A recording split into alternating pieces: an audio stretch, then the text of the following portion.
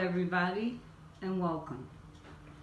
Today, I'd like to ask and talk about, is a recession coming?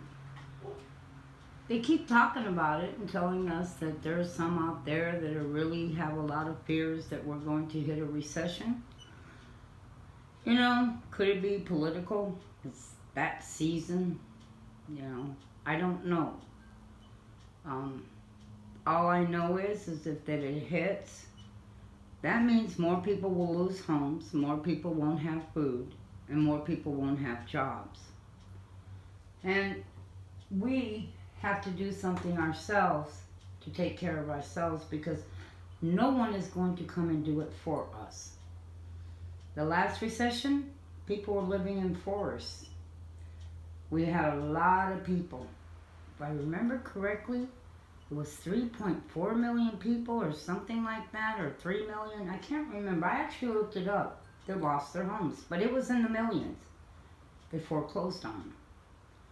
And once that happens, guess what? They don't have a credit decent enough to buy another home. And so I guess that turned those people into renters. I don't know. But all I know is that it's up to us individually, as individual people, to do something to make sure, if it comes, that you don't hurt as bad. And maybe you can make it through if you do. Now, one of the major things is putting a little extra money aside. Extra money helps. Cut back on things now if you have to, if possible. I know a lot of people live from paycheck to paycheck, and I keep hearing that. Oh, well, we're not making as much, we're not doing as well. My parents 50 years ago lived paycheck to paycheck. The only money they really had was in profit sharing in the company they worked in. And they put $5, the company put $5. But I don't ever recall my mother having a savings account. They never had any money. They lived from paycheck to paycheck. They had house payment, car payments, they were maxed. And I, looking back, see many things my mother could have done that could have stopped some of that, but, that's not here nor there. It was her, I was a kid, but, looking back, I could see a lot of the foolishness. And we have a lot of it today. We work, so we think we're entitled to not have to cook as much, to have an easier life. And that's not necessarily so, because you may have an easier life today and have a horrifying one down the road if a recession hits. And it's going to be real hard to tell your children, we have to leave our home because we just lost it. So there's things, like I said, that can be done. Putting food away, having extra salt on hand. Having, when you see cake mixes at 79 cents, if you're a baker or your kids want cakes, instead of buying cookies and different things, store some cakes so that you can give the kids a treat. Get away from cereals and eat oatmeal. It's much cheaper than boxed cereal. Well, your kids don't like it. Well, when I was a kid, I didn't get a choice. I was told that's all we had the money for. We have this idea that, our kids have a right to have whatever they want. None of us really have a right to anything if we can't afford it. And if you're in the hole and in debt, it's obvious you couldn't afford it or you wouldn't be in that situation. We have a nation of people that live on credit cards and maxed out completely maxed out. That's not how we should be living our life, because if it hits, we're going to lose everything. We just will. Keep some extra gas on hand. 5, 10, 15 gallons. It's a good idea. Something happens and you lose your job, the last thing you want to do is be taking your money from your paycheck, your last paycheck, to put gas in your vehicle to go look for another one. You can always use the gas every couple of weeks and restore it. There's no need to sit and store gas for 6 or 7 months, and when you do store it, do it safely. Look up a safe way. You don't have to sit and add boosters to the gas to keep it going, because you're going to use it every 2 weeks and replace it. Keep toilet paper on hand.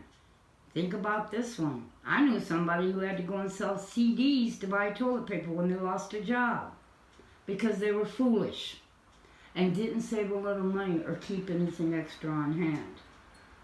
CDs to buy toilet paper. Think of that one. And we got a nation full of people like that.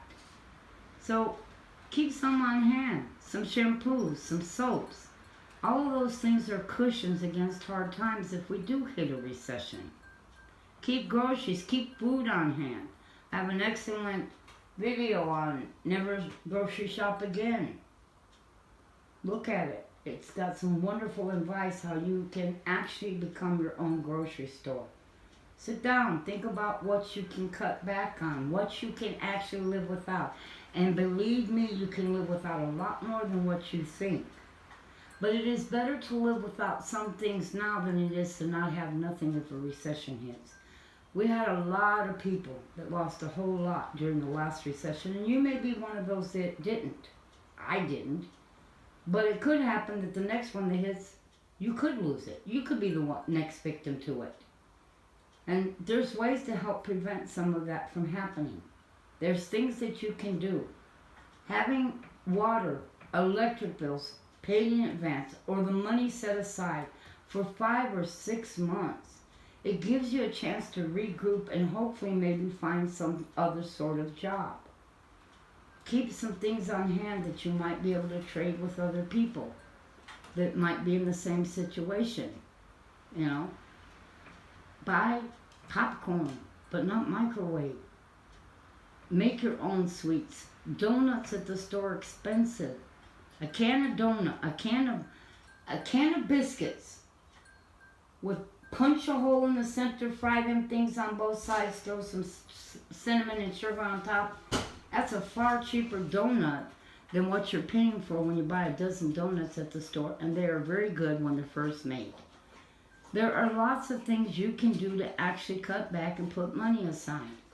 If you're struggling right now to get by, there are hundreds of things you could probably do that will cut back, that can get you out of the hole that you're in, so that if a recession hits, you don't lose everything.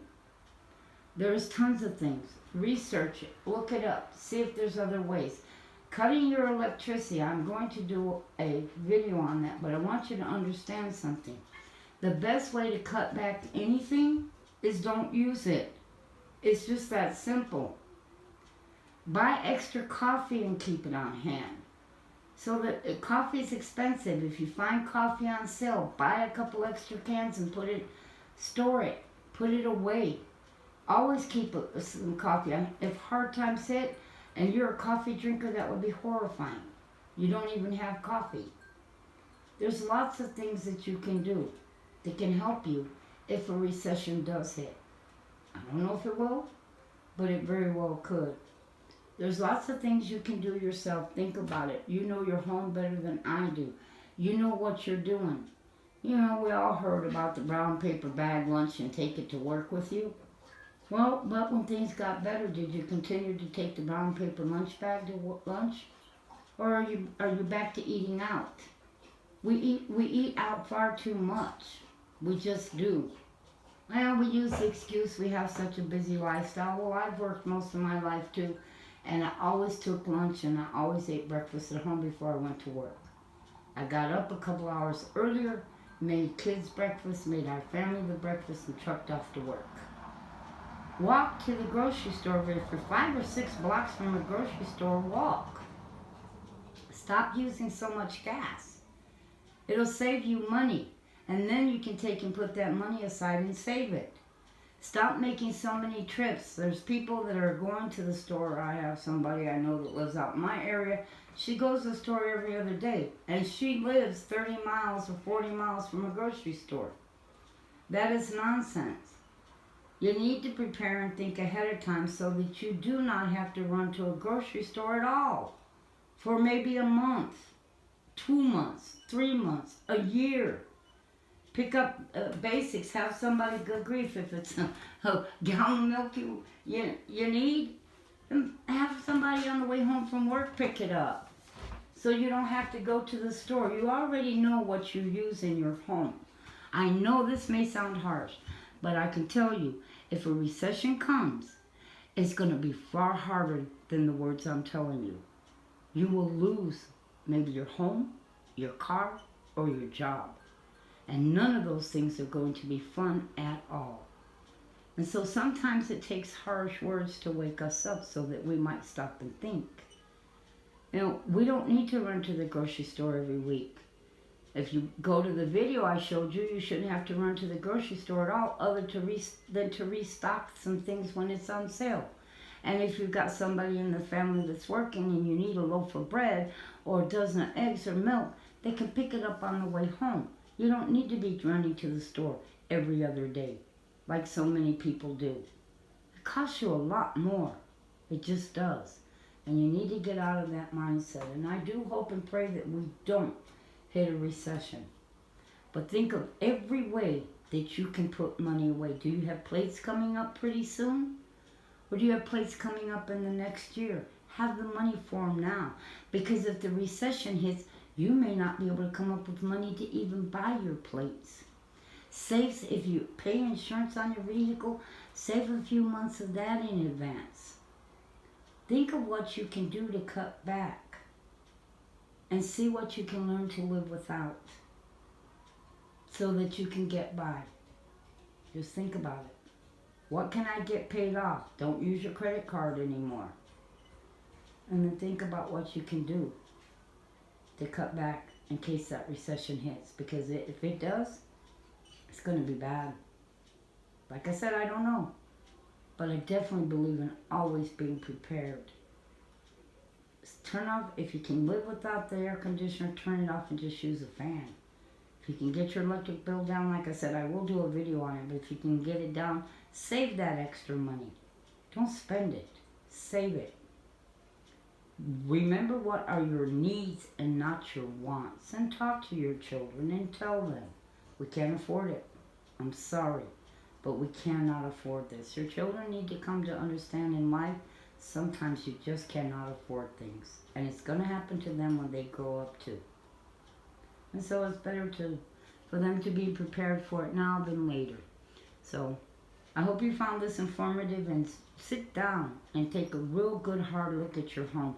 What can you cut out and how much money can you save if you cut those items out of your life, and put that money aside and pay some things in advance and have some money on hand for bills for several months in advance, and food and toilet papers and shampoos and body soaps and dish soaps and salts and spices, so you're not spending money that you desperately need to pay a house payment on other things you could have prepared way ahead of time. So I hope this is informative, like I said, and I hope it helps you, and may you have a very blessed day.